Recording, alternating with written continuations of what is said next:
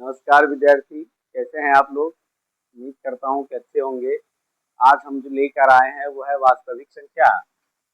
Class 10th के लिए बहुत ही मोस्ट इम्पोर्टेंट चैप्टर है ये। यहाँ से मिनिमम 2 क्वेश्चन तो रहता ही है आपके एग्जाम में, और हम जो आपको कराने वाले हैं मात्र 4 क्वेश्चन। इसी 4 क्वेश्चन के आधार पे से कोई ना कोई क्वेश्चन, भले वो डिजिट चेंज करके क्यों ना हो, आपके एग्जाम में 2 क्वेश्चन फिक्स है कि आएगा ही आएगा, ना का सवाल नहीं है। जिसमें कहा कि पहला क्वेश्चन हम लोग देखेंगे कि महत्तम समापवर्तक ज्ञात करना है कैसे। यूक्लिड विभाजन एल्गोरिथम का प्रयोग करके महत्तम समापवर्तक ज्ञात करना है। इसको ज्ञात करने के लिए सबसे पहले हम लोग क्या करते हैं, इन दोनों में पता करते हैं कि बड़ा छोटा कौन है। तो देखने से आपको लग रहा होगा कि ये 225 जो है वो बड़ा होगा 135 से। अब यहाँ पे हम इसको मान लेंगे जैसे कि a बराबर हो जाएगा 225 और b बराबर 135। फिर आपको लिखना है यूक्लिड विभाजन एल्गोरिथम का प्रयोग करने पर, ये लिख लेंगे यूक्लिड विभाजन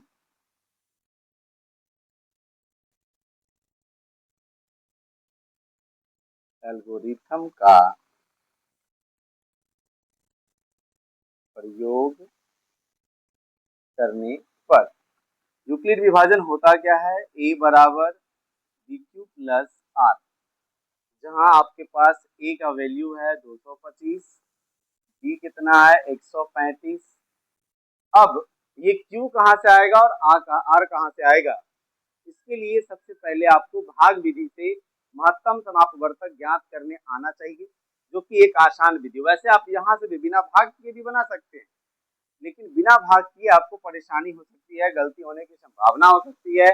इसलिए पहले हम लोग साइड में, याद रहे एग्जाम टाइम में फ्रंट पेज पे सामने ही भाग नहीं करना है, वो जहाँ पे रफ कार्य करेंगे वहां पे आपको भाग करना है। तो 135 से 225 को HCF निकालिए दोनों का भाग विधि से। एक बार में पहले लग जाएगा 135, यह आएगा 90, फिर इसको घेरेंगे 135 यहाँ लिखिएगा, फिर एक बार में आएगा 90, 45, 45 से 90 ये कट गया 2 बार में, जहां 0 आ गया वहां रुक जाना। आप देखना क्या है कि जब आप 135 से भाग दे रहे थे, जब आप 135 से भाग दे रहे थे तो यहाँ देखेंगे कि ये भागफल आपका कितना आया है 1।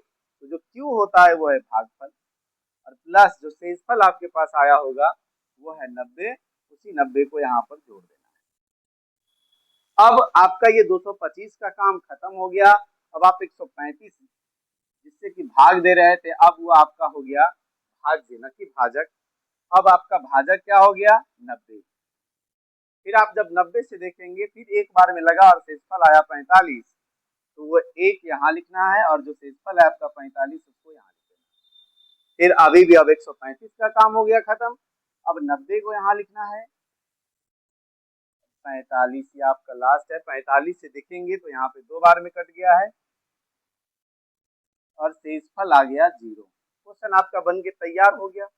जैसे ही शेषफल 0 आया आपको लिखना है, क्योंकि शेषफल 0 है तथा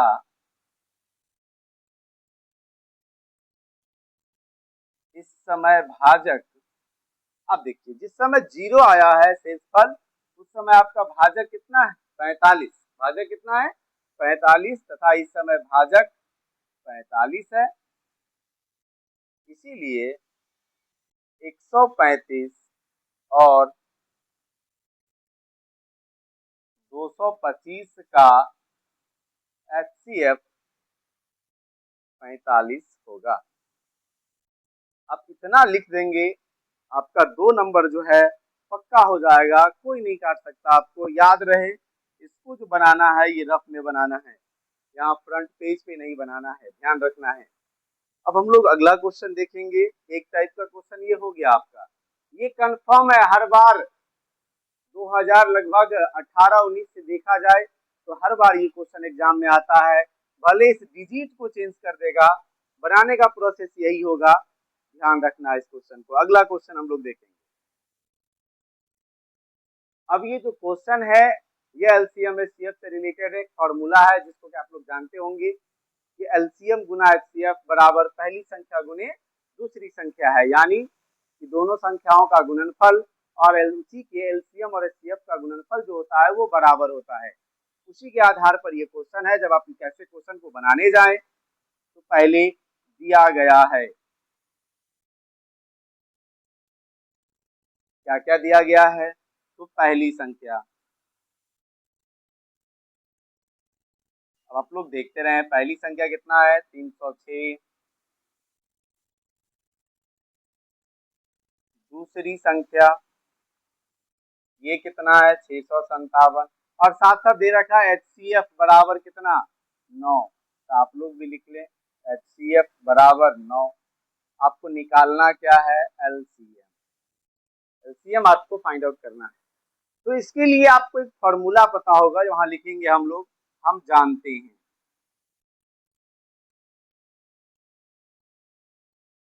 हम जानते हैं, याद रहे क्या जानते हैं। जब जैसे एलसीएम अगर निकालना है तो पहले आप लिखेंगे एलसीएम गुना एचसीएफ बराबर पहली संख्या गुनी दूसरी संख्या।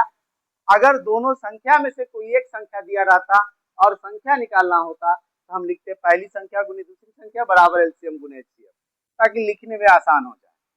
तो यहाँ हम जानते हैं कि एचसीएफ गुने एलसीएम बराबर क्या होता है, पहली संख्या गुने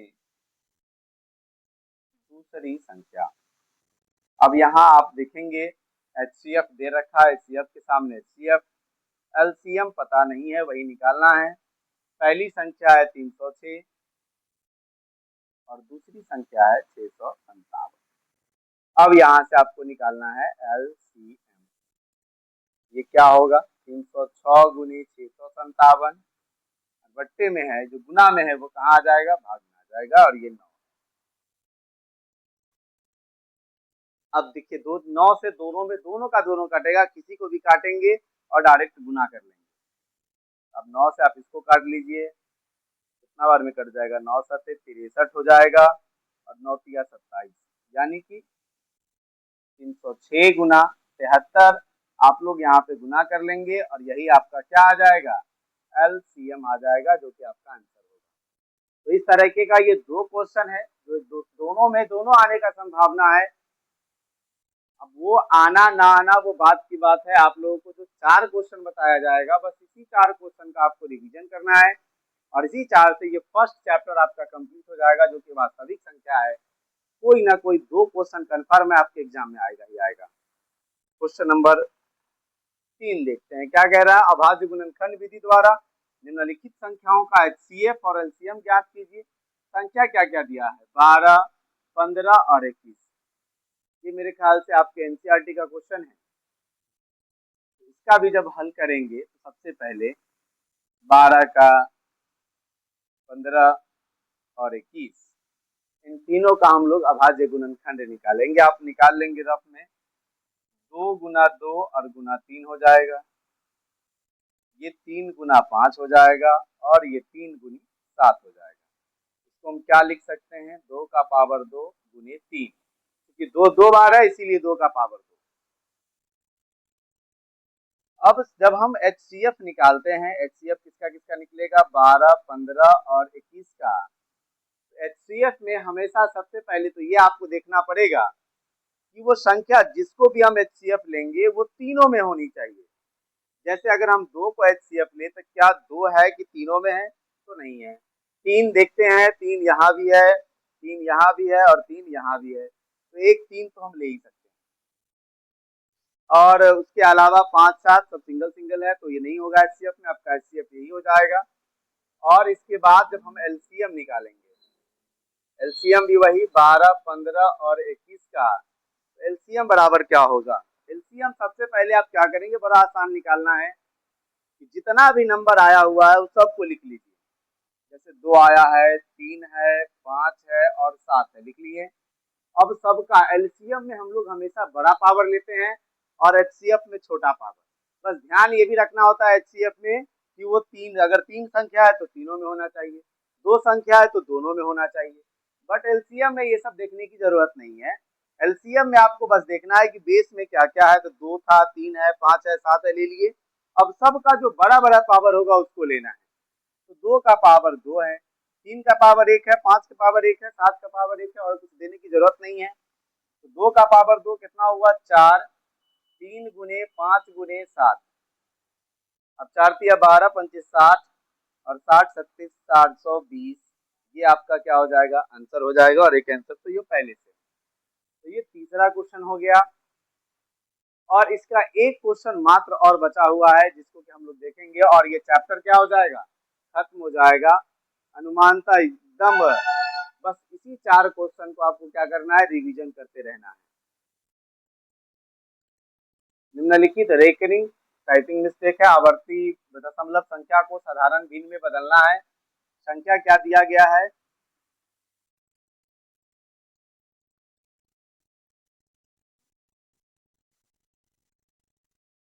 जिस संख्या को बदलना है वो दिए हुआ है 0.66 पे रेकरिंग, 6 पे क्या है, रेकरिंग है। इसको सबसे पहले हम लोग मान लेते हैं, माना कि x बराबर 0.6, 6 पर रेकरिंग है। आपको ध्यान क्या रखना है, जैसे ही हम इसको माने, इस रेकरिंग को हम क्या लिख सकते हैं, रेकरिंग का मतलब क्या होता है कि ये संख्या जो है बार बार रिपीट कर रहा होगा, इसको लेके मान लेना है इक्वेशन फर्स्ट, मतलब समीकरण 1। अब आपको देखना है इसमें कि क्या कोई ऐसा संख्या दशमलव के बाद है जिस पर रेकरिंग नहीं है, दिख रहा होगा कि कोई ऐसी संख्या नहीं है। अगर कोई संख्या वैसे रहता, जस्ट लाइक देख लीजिए, अगर ऐसा 3.4666 ऐसा रहता तो हम लोग इसको क्या लिखे रहते, 3.46 पे रेकरिंग रहता। अगर ऐसा अलग रहता तो उसके लिए कम से कम 3 समीकरण बनेंगे। अगर वैसा नहीं है, कोई भी ऐसी संख्या नहीं है दशमलव के बाद जिस पर रेकरिंग ना हो, तो वैसे कंडीशन में मात्र 2 समीकरण बनाएंगे और हम लोग इसका सॉल्यूशन कर लेंगे। इसमें लिखेंगे समीकरण 1 में कितना से गुना करने पर, तो देखना यह है कि दशमलव के बाद जो संख्या है, जो अंक है, उस पर कितना पर रेकरिंग, रेकरिंग कितने पर है, मात्र 1 पर। एक रहेगा तो आप 10 से गुना करेंगे, अगर 2 अंक पे रेकरिंग रहेगा तो आप 100 से गुना करेंगे, 3 अंक पे रेकरिंग रहेगा तो 1000 से गुना करेंगे। समीकरण 1 में 10 से गुना करने पर,